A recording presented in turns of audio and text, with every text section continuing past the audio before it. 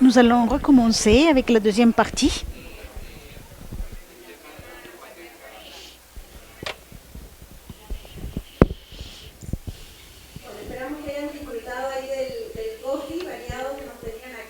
J'espère que vous avez joui de la pause café. On a eu des pupusas du Salvador. Et j'espère que vous avez joui de la pause café. Nous allons continuer avec la deuxième partie où nous aurons une présentation sur Kix et ensuite un panel avec les ministres qui nous accompagnent aujourd'hui. Nous allons commencer avec une présentation sur le Kix et son contexte, ainsi que leurs résultats et l'impact dans ce processus de travail collaboratif et articulé entre tous les pays qui font partie du Kix pour établir les bases de la discussion des jours suivants. Je demande à M. Raúl Chacón, directeur de Kix Lac Opsuma, à Mme Stéphanie Serrato. Un applaudissement pour Raúl. Stéphanie Serrato, sous-directeur général de recherche éducative du secrétariat d'éducation du Honduras. Stéphanie, un applaudissement.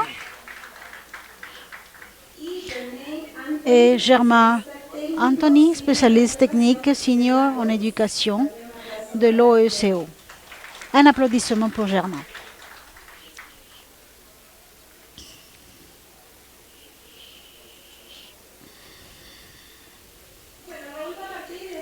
Raoul va commencer et ensuite on va appeler à Stéphanie et Germaine pour venir ici.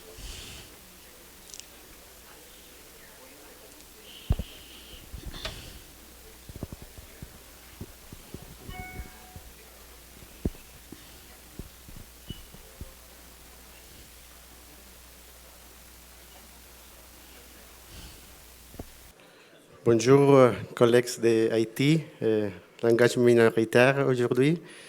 Good morning.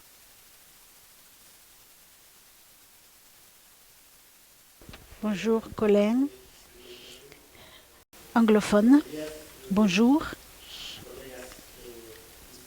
collègues de langue espagnole de l'Amérique centrale, de l'Amérique du Sud.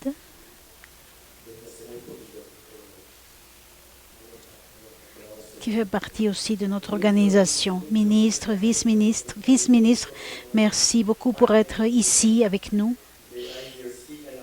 Partenaires du Canada, de l'Organisation des États des Caraïbes orientales, avec lesquels nous travaillons depuis des années.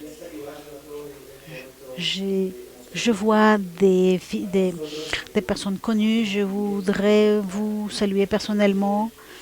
C'est un honneur d'être devant vous pour présenter quelques progrès que nous avons eus. Nous sommes en train de construire et d'apporter notre grain de sable à tout ce que vous faites dans vos pays. Nous remercions profondément votre participation, votre temps pour être ici avec nous. En plus de la rencontre, un autre mot que j'aime beaucoup, que je voudrais souligner, c'est nous reconnaître. Car se reconnaître, c'est un mot très joli, car ça vient des deux côtés de la personne. Comme je disais, je suis très content de commencer ici, d'être ici pour améliorer les processus d'éducation et en particulier l'attention que nous prêtons à nos enfants et à nos adolescents dans nos régions. Alors, je remercie nos hôtes du Guatemala aussi qui nous reçoivent avec un si bon accueil. Je vais présenter.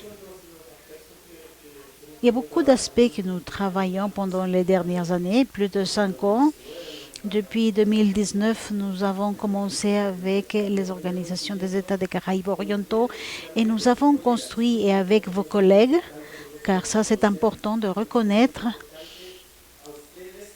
de vous reconnaître et à vos équipes, car on parle de 100 et peut-être 1000, des milliers de personnes, car ici nous avons à peu près 100 personnes, mais bien sûr qu'il y a des milliers de nos équipes et de nos usagers pour lesquels nous travaillons. Pour commencer, un peu de contexte sur ce que c'est le KICS. Il y a ici des personnes nouvelles et alors on veut donner un peu de contexte. Une brève présentation. Car on s'est réunis à Tegucigalpa en 2023. Maintenant, c'est Antigua 2025. Bien sûr, et je voudrais présenter après des réflexions finales. Le KICS Lab Hub, c'est un centre d'échange d'innovation et de connaissances très complexe, ainsi que nos systèmes éducatifs. Mais simplement, je voudrais avec cette image montrer que l'idée fondamentale est que nous travaillons sur 3 grands piliers qui sont ceux qui se sont mentionnés. D'abord, le pilier qui permet d'identifier ses priorités et ses besoins au niveau de l'éducation, ce qu'en anglais on dit agenda setting. Un deuxième pilier associé à la mobilisation des connaissances et aux échanges, qui est le cœur de ce que nous faisons, c'est-à-dire apprendre les uns des autres et apprendre de l'expérience comparée. Et troisièmement, un pilier très fort que nous développons avec un horizon d'impact qui est le développement et renforcement des capacités nationales et régionales aussi. Il y a une série d'initiatives que je ne vais pas mentionner en détail. Je vais les discuter avec les différents acteurs. On va après entrer en détail de tout ce qu'on fait, mais on cherche à réduire des brèches de connaissances avec l'élaboration de documents, d'études et aussi mobiliser les connaissances qui existent et la création d'une base que nous considérons comme des biens publics, dans des différents publics, des pratiques effectives, des cartes de ce qui se passe dans les différentes régions et bien sûr une série d'initiatives d'ateliers et des expériences présentielles d'apprentissage que nous appelons les visites techniques d'apprentissage.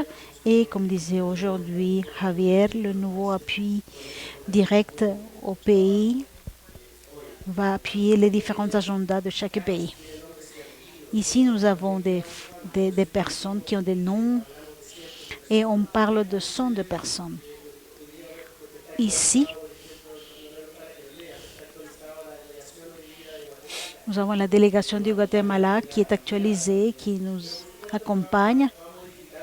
Mais tout cela change avec les différents professionnels qui passent par les différentes équipes et aussi les représentants continuent à être connectés. Nous avons la représentation des ministères d'éducation, de syndicats, d'universités, des centres de recherche et bien sûr de la société civile de nos pays. Ici, ce sont les personnes qui ont participé à la 3e rencontre régionale. À la fin de la rencontre du Honduras, nous avons identifié quelques priorités stratégiques qui vont guider les années suivantes dans lesquelles nous travaillons déjà. D'abord, nous savons que la recherche et l'utilisation des données sont importantes. D'un autre côté, on parle du domaine de l'éducation depuis la première enfance et son importance et de voir l'éducation depuis les premières années, tout au long de la vie, Troisièmement, le développement professionnel des enseignants, non seulement au niveau de l'enseignement continu, mais on identifie cela comme prioritaire. Et finalement, ce que veut dire des défis de l'éducation inclusive dans les différentes dimensions, en particulier celles de genre, inéquité, équité et inclusion. Aujourd'hui, on discute aussi le domaine des apprentissages fondateurs. On ne parle pas seulement de lecture, écriture et mathématiques, mais aussi des apprentissages émotionnels. On va plus au-delà. Et il est important de signaler que le message n'est pas réduire le programme d'études, mais faire emphase sur le développement intégral ou holistique de nos enfants, sans oublier l'art, le sport, la philosophie, en pensant à la qualité intégrale. Il faut considérer des urgences dans les différentes régions. Et finalement, c'est le financement qui apparaît toujours avec plus de force. Un des apprentissages que nous avons eus, que l'on a appelé KICS 2.0, car on voyait vers 2027 et on a dit qu'on a besoin d'avoir un approfondissement sur les domaines qu'on discute. Et pour cela, nous sommes avec des regards annuels. En 2025, nous discutons depuis la perspective du développement régional.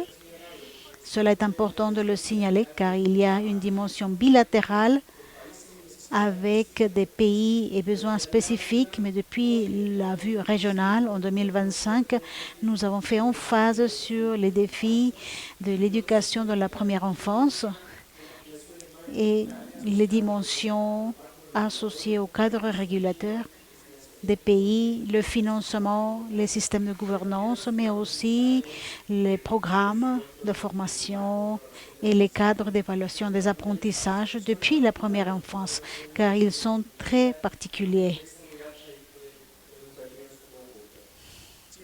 Simplement, on dit qu'ici, on est en train de mobiliser des connaissances qui existent sur des experts, des publications qui se font au niveau national, régional et global. C'est une caractéristique importante de vous apporter les connaissances de chacun de vos pays, mais aussi les expériences des autres pays de l'Amérique latine et les Caraïbes, et bien sûr ce qui se passe dans les organismes globales qui font partie de la discussion, à travers des séminaires, webinaires, des ateliers spécifiques qui nous permettent de travailler certains thèmes spécifiques. Et finalement, dire qu'on est en train de la recherche des communautés de pratique. Quand on a des équipes qui travaillent les différents domaines, nous connectons des équipes professionnelles de différents pays qui continuent et nous essayons d'avoir des discussions ouvertes et des échanges de manière durable. Bien sûr, il y a un défi, mais je voulais quand même le mentionner. Cette année, on va travailler sur la première enfance. Ici, dans ce séminaire, nous avons quelques expériences importantes en relation à la première petite enfance. Et nous avons ici différentes initiatives. Les conversations pour expliquer ce qu'on fait, des bulletins thématiques, des publications qui se font, des ateliers, des webinars. Ici, il y a des chiffres. Il y a un moteur permanent qui ne s'arrête pas et on aime de maintenir vivant la communication.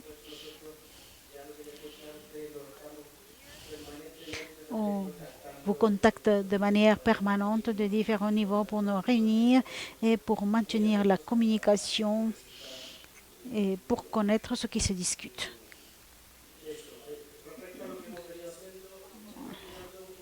Si on regarde l'année 2024, quand on a placé comme premier thème la discussion sur la mobilisation et création d'évidence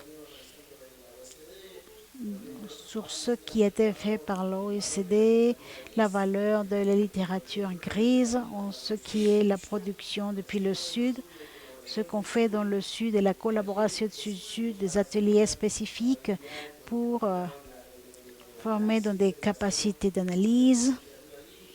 Cette littérature grise, aussi des diagnostics en relation au système éducatif, entre autres. Production d'articles de politique qui informent les décisions sur politique éducative.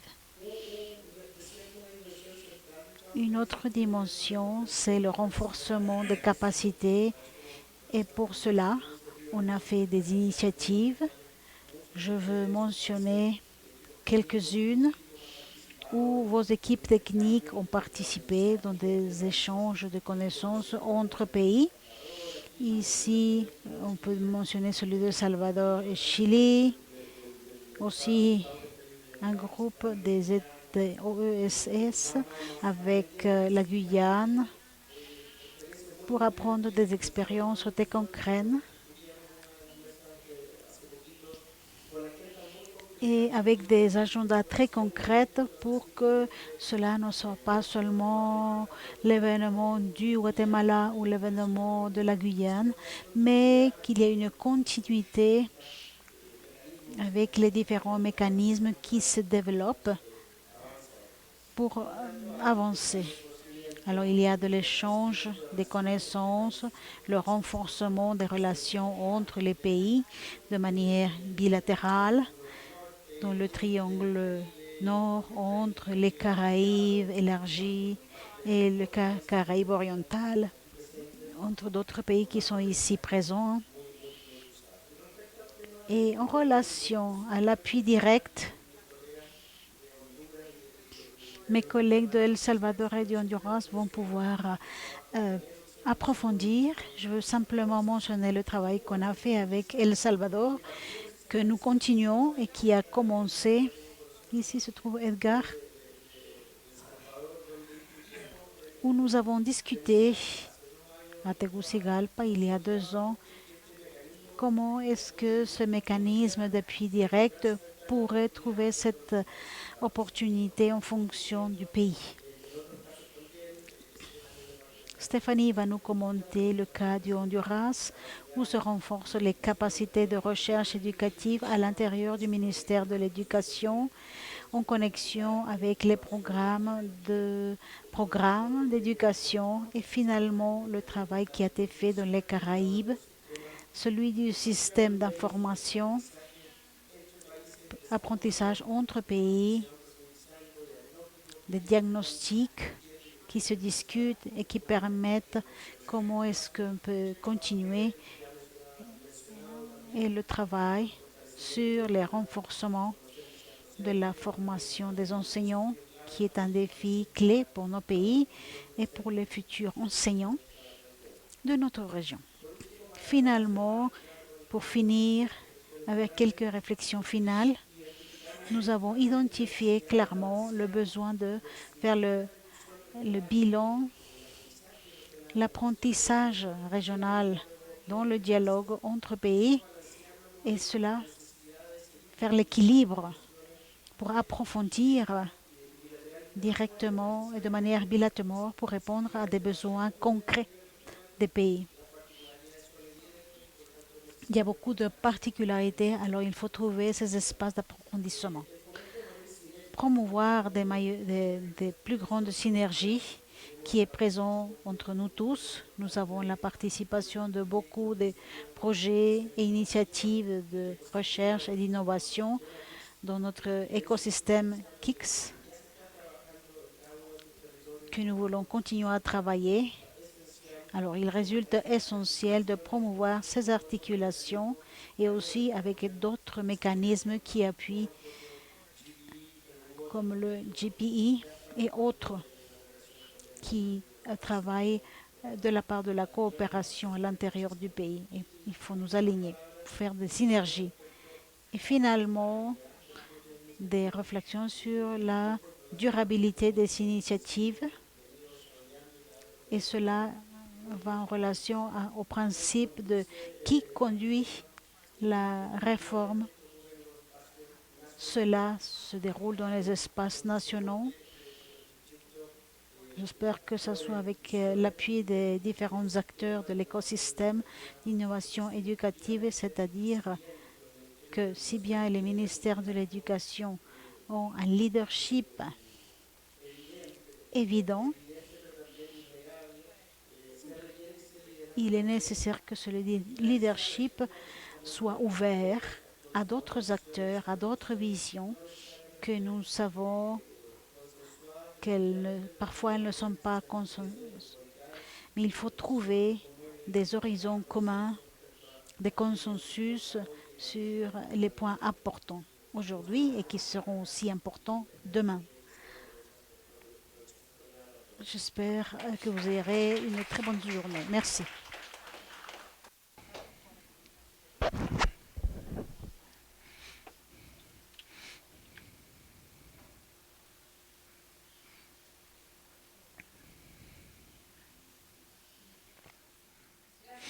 Merci Raoul pour votre présentation. Pour continuer avec ce bloc d'avance du GGP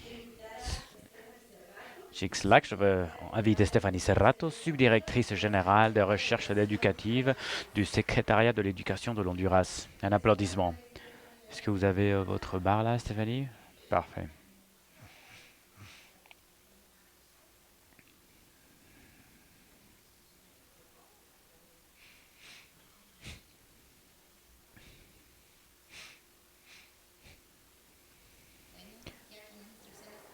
Donc, avec les instructions techniques, merci les gens là-bas au fond. Bonjour à tous. Merci pour cet espace. Je vous envoie un salut de la part de notre ministre, Daniel Esponde. Pour nous, c'est vraiment un gros plaisir d'avoir cet espace-là pour pouvoir partager avec vous ce qu'on a travaillé pendant presque 2 ans avec SUMA. Il y en a beaucoup d'initiatives, et peut-être des initiatives qui arrivent au ministère des Éducations, il y en a beaucoup, mais des fois c'est très complexe de pouvoir répondre à tout et pouvoir choisir ce qui est important et ce qui est prioritaire. Donc je pense que c'est important de mentionner que le travail qu'on a fait avec SUMA, puisque ceux-ci, vraiment, ils nous ont donné l'espace pour pouvoir écouter les besoins que nous on a eus. Les besoins de la part même aussi du ministère, de la vision que notre ministre a eue. Tout a commencé avec cette visite technique qu'on a eue, nous, au Chili, avec le dialogue qu'on a eu là-bas, en identifiant les priorités qu'on a eues à ce moment-là, qu'on avait comme secrétariat de l'éducation. Et le ministre a eu très clair la vision pour pouvoir avancer en fonction de l'évidence. Et dans mon cas, de la part de la sous-direction d'éducation, on a eu vraiment cette liberté pour pouvoir imaginer et pouvoir créer et de pouvoir voir c'est quoi les aspirations qu'on a de la part de l'Honduras pour pouvoir renforcer le thème de la recherche éducative. On a beaucoup écouté plusieurs fois vraiment l'importance que l'évidence peut avoir. Mais en le voyant vraiment le mettre en place, qui viennent vraiment d'initiatives, de pouvoir partager des expériences. Nous, on a eu de pouvoir avoir aussi l'accompagnement de SUMA, surtout au Chili avec Raoul. C'était vraiment pour nous très très important pour pouvoir avancer. Quand nous, on a commencé à travailler avec SUMA, on travaillait sur un travail sur le caractère spécifique des Honduriens et on cherchait à pouvoir partager et quelle a été la valeur quelle est la valeur qu'on voulait donner à cette recherche. C'était quoi l'importance de ces données-là qu'on était en train de recevoir. Et comme ça, on a pu avancer avec d'autres thèmes, comme la politique de la recherche. C'est très important aussi de pouvoir donner de l'importance au thème de comment est-ce que la voie et la prioritisation de la part du secrétariat de l'éducation. Le parcours a été très similaire comme avec ce qu'on a eu comme d'autres financeurs. Et on a pu voir ce qui était le plus important, qui fonctionne le mieux et de regarder vraiment à long terme, ne pas nous concentrer sur des actions très ponctuelles, mais on a travaillé en construction de politiques d'éducation. On a déjà un brouillon très fort. On a eu des très bonnes rétroalimentations de la part de la commission technique, qui a été aussi à Tegucigalpa. Donc, en ayant ces espaces de conservation-là, et on a pu consolider avec les équipes de recherche au niveau de département a été clé. Suma nous a supporté énormément. Et ceci a été une grande expérience, une expérience importante. On est en train de décentraliser les processus, tout ce qu'on faisait au bout d'un moment, les initiatives, pour voir à quel département on allait diriger notre projet. Et c'était vraiment que d'un côté. Maintenant, on est en train de le faire des deux côtés. Donc, on travaille avec les gens qui vivent la réalité. Et ceci a été important parce qu'on a essayé d'avoir l'équilibre entre ce qu'on veut de la part de la politique, plus pouvoir écouter les voix des gens qui sont dans ce contexte du jour à jour à l'intérieur de la direction de département. Et pour pouvoir, on a pu arriver jusqu'au professeur. Et l'idée, c'est vraiment de pouvoir articuler, pas seulement depuis la vision et peut-être depuis les études qu'on peut recevoir de l'extérieur du pays, mais aussi en tenant en compte la réalité locale et la vision donnée par nos propres professeurs, leur voix à l'intérieur de ces documents, et remercier. On remercie cet espace-là. Là, vous pouvez voir très vite fait ce qu'on a essayé d'articuler dans cette formation-là, comme renforcer les capacités. Ceci a été vraiment un jeu. On a essayé de le cadrer dans deux voies. Du côté de développer des formations de l'équipe centrale au niveau des autorités, au niveau décentralisé. Depuis ces deux directions départementales, les équipes des professeurs a été une dynamique très compliquée, un bon défi, mais on peut voir le thème de durabilité. Ceci est un espace où on a lié à beaucoup de personnes. Les gens ont eu le courage de participer et on avance beaucoup bien. Ceci a été une expérience de beaucoup d'apprentissage au niveau professionnel, mais aussi du côté personnel. Et je peux dire qu'il y a beaucoup d'actions qu'on peut continuer à faire. Et on doit garder cette vision. Garder les actions, vision à long terme. Pour nous, c'est le thème de la politique de recherche. Et d'avoir aussi un côté pour avoir la place pour les actions, pour développer les capacités pour les professeurs qui participent dans la formation et pouvoir créer des espaces de réflexion et d'analyse et donner un sens à toutes les actions qui peuvent se réaliser pour avoir à la fin réellement un développement en politique de recherche.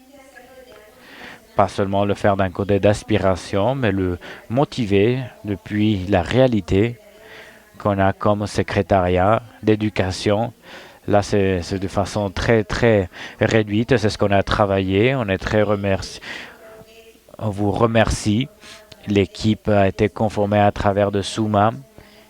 Et le secrétariat d'éducation à Honduras a été excellent. Il y a eu plusieurs heures de travail.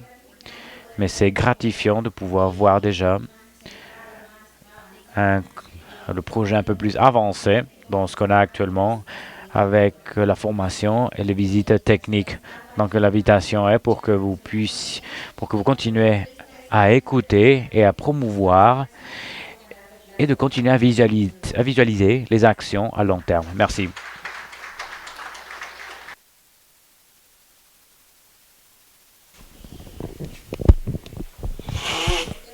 Merci Stéphanie. Maintenant, vous allez pouvoir continuer à discuter avec elle sur cette initiative. Il faut lever les perspectives des écoles, des enseignants, comme disait Stéphanie, et surtout installer des capacités qui soient durables tout au long du temps. Il y aura des moments pour pouvoir discuter avec l'équipe du Honduras. Et maintenant, pour finir avec cette partie, je vais inviter Germain Anthony, spécialiste technique senior en éducation, pour pouvoir partager l'expérience qu'ils ont eue depuis le KICS. Un applaudissement.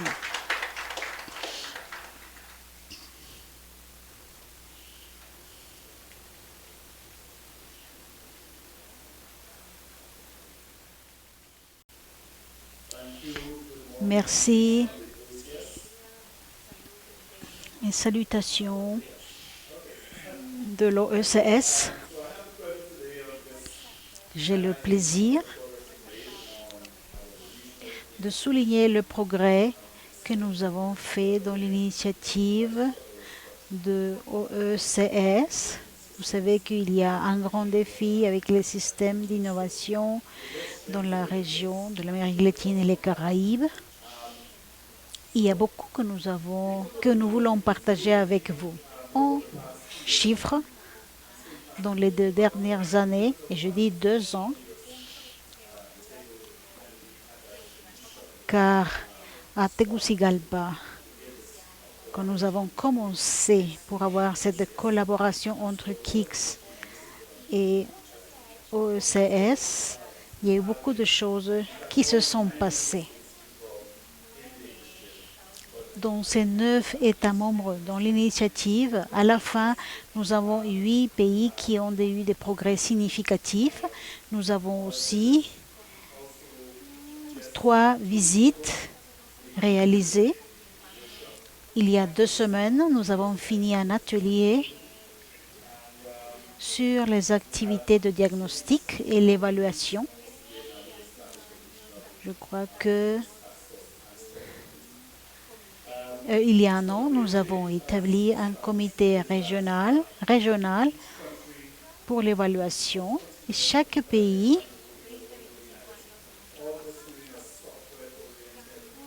a travaillé pour chercher une application informatique, une réponse. Et maintenant, nous voyons plus de cohérence et de consensus dans cette approche pour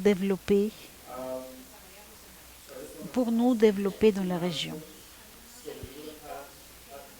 Quelques succès. Nous avons eu la réunion annuelle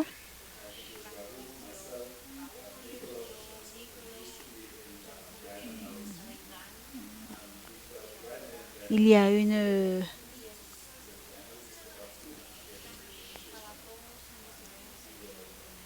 on a mis 2 ans pour la mise en place et cela a été clé pour comprendre quelle était la réalité.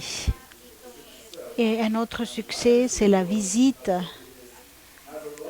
Quelque chose qui est important est que la pensée qu'on avait, comme je disais, quand on parlait depuis la technologie, quand on a complété à la Guyane cette activité où il y a eu un flux d'informations pour ne pas le voir depuis une vision technologique, mais au niveau de la planification, c'est nouveau et cela nous a permis de comprendre la situation de chaque secteur et les différentes politiques pour améliorer l'éducation et l'amélioration. Comme je disais, mon approche a essayer de trouver les meilleures pratiques, de les identifier. Et je crois que cela nous a ouvert les yeux de pouvoir voir tous les différents plans et des différentes délégations. Cette visite a continué avec une visite à Bahamas. Ils ont 3 ans en avant de la Guyane. La Guyane a accompagné la OCS dans cette mission. On a compris que faisait Bahamas, construire des modèles, comment ça marche et comprendre les problèmes techniques qu'ils avaient.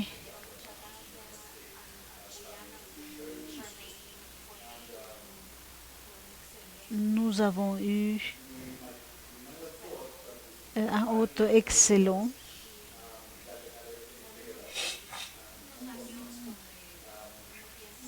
Nous savons qu'on pense parfois qu'on a tout clair et tout résolu, mais ensuite on voit que ce n'est pas vrai.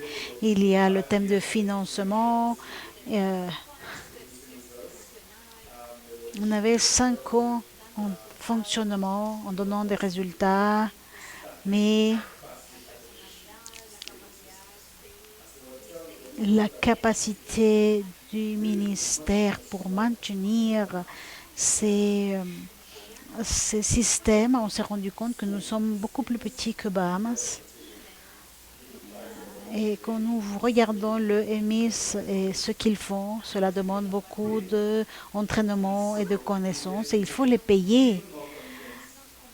Alors, on s'est rendu compte que notre approche régionale était la meilleure façon de faire. Car si on essaye de travailler de manière indépendante ou seulement avec on s'est rendu compte que nous isoler, ce n'est pas la meilleure façon. On a vu le besoin et l'importance de travailler ensemble. Il y a 2 semaines, nous avons fini l'atelier de l'activité de EMIS qui a commencé en janvier. Ça, c'est aussi un autre succès. Nous avons eu un symposium de transformation de l'éducation. Et dans cette rencontre, on a pu avoir des personnes comme Raoul, Nicolas et d'autres collègues pour pouvoir discuter. On s'est rendu compte qu'ils nous offrent des évaluations intégrales dans les îles pour aller en profondeur et donner au pays un rapport qui soit intégral pour voir quels sont les points forts, quels sont les points faibles qu'il faut aborder avant de mettre en place le EMIS. Le EMIS est déjà mis en place dans certains pays, mais en fonction du pays, du pays où il se trouve installé, il est important de faire cette évaluation, connaître les points faibles pour pouvoir les aborder. Ce que nous avons actuellement, un pays avec un rapport de 40 pages, en train de voir le thème de financement, infrastructure, etc. Alors, les pays connaissent maintenant ce qui comprend la mise en place de l'EMIS, qui est assez intégrale. Nous avons aussi un plan de la réalité à l'OCS, car nous avons cette application informatique, nous avons des tables en Excel, mais il n'y avait pas une connaissance sur quel était le fondement de ce système, quelle était la structure. J'essaie d'aller le plus vite possible. La force de travail régionale a consulté plusieurs ministères. On a eu une réunion en 2024, la réunion Caucus, sur la gouvernance.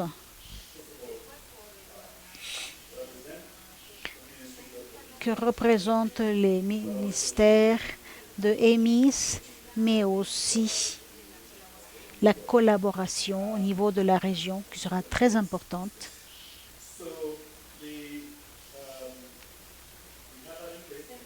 Nous avons qui est mise en place. Je crois que nous avons 5 ou 6 EMIS.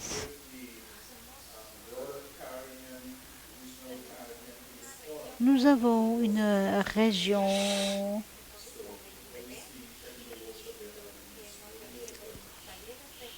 et nous avons avec IDB des ateliers avec une collaboration pour faire des échanges à travers des conversations.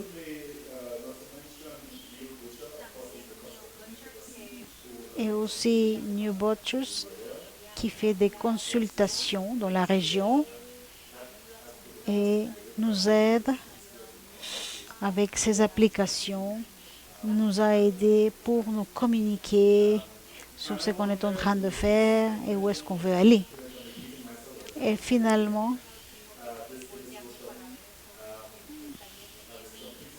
l'atelier d'EMIS qui s'est réalisé, on a les rapports, il faut encore valider toute l'information qui se trouve dans les rapports, mais il y a 4 de choses sur lesquelles on va faire l'emphase pour les prochains pas et on espère avoir des sociétés et des partenaires qui nous aident et donner aussi de l'alimentation, du feedback avec les consultants et aussi les pays qui vont développer un pays individuel au niveau national avec leur stratégie car ils ont des différentes phases de mise en place.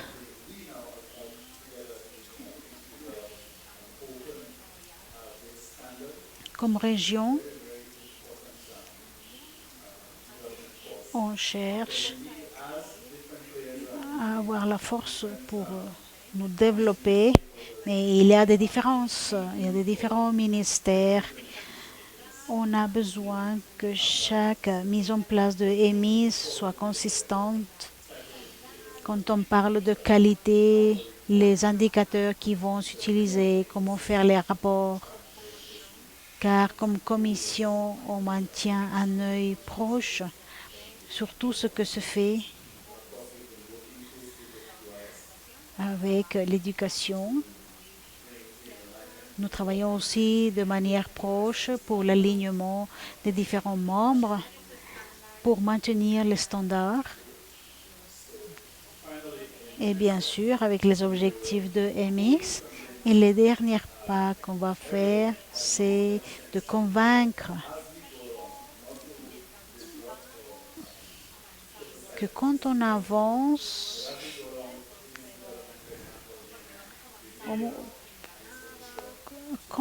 au fur et à mesure qu'on avance, avoir une base de la politique de EMIS pour ne pas commencer de zéro, mais se bénéficier des plateformes qui existent déjà. Et c'est une conversation que nous avons eue, mais je vais pas mentionner les noms.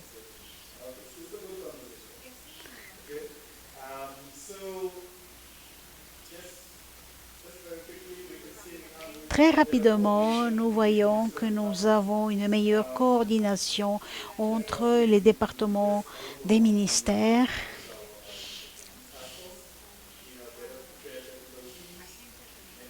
Nous avons des meilleures équipes techniques, mieux préparées, et nous avons plus de participation dans les ateliers. Et nous sommes plus forts avec les standards de EMIS. Et nous construisons des capacités, nous renforçons les capacités. On cherche à être plus réaliste pour mesurer les succès, car cela est très important. Nous apprenons du succès Sud-Sud. On a beaucoup d'espoir pour développer des modèles applicables. Et bien sûr, on est en train de documenter toutes les leçons apprises. Et aussi, Santa Lucia et Grenade travaillent sur les politiques des 9 ou 10. Je pense qu'il y a seulement un qui a la politique émise en développement et l'importance des énergies dont nous avons déjà parlé pour l'harmonisation des politiques. Et la vision régionale, c'est de passer de l'idée que chaque pays travaille seul, mais au lieu de cela, travailler ensemble, car nous sommes plus forts si nous travaillons ensemble. Nous avons le support des différents ministères et les stratégies régionales.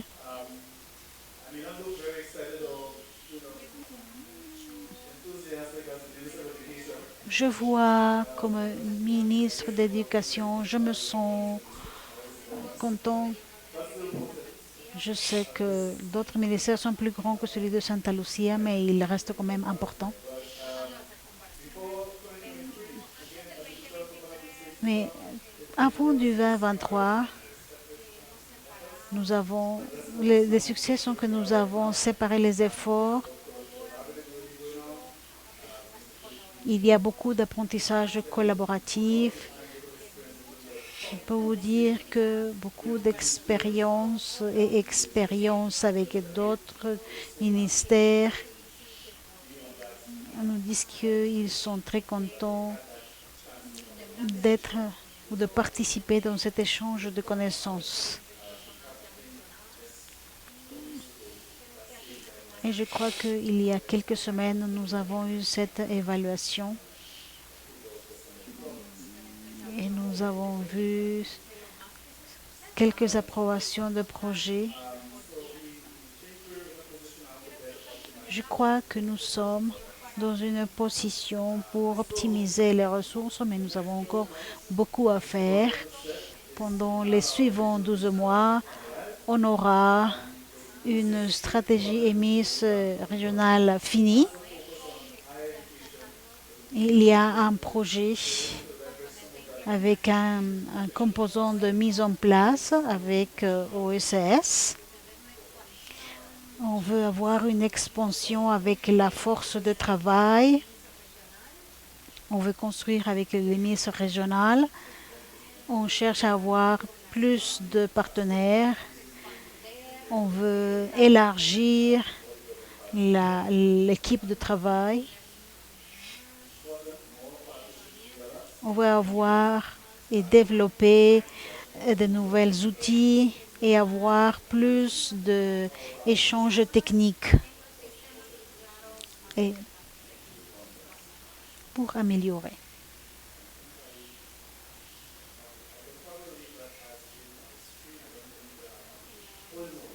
Je crois que j'ai déjà tout mentionné. Je voudrais simplement ajouter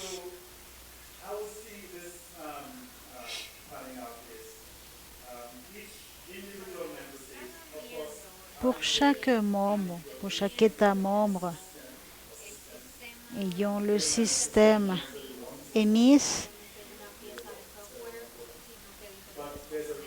avec ses différents composants, il y a une coordination régionale et nous voyons comment les politiques harmonisées et les standards que les pays devraient adopter pour 2026,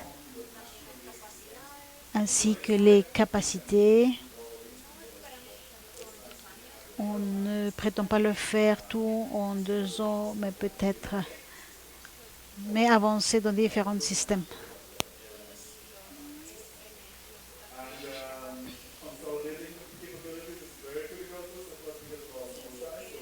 Et en fonction de notre taille consolidée, de la structure technique et aussi le support technique, on veut qu'il soit de nos pays. On veut nous préparer et faire l'entraînement sur ce système et on espère que pour 2026, on puisse avoir des améliorations dans l'élaboration de rapports et on veut avoir un modèle qui soit exportable hors de la région. Je voudrais remercier nos partenaires. Je crois que tous se trouvent dans cette liste. Je vais aussi mentionner spécialement les ministères de l'éducation locaux.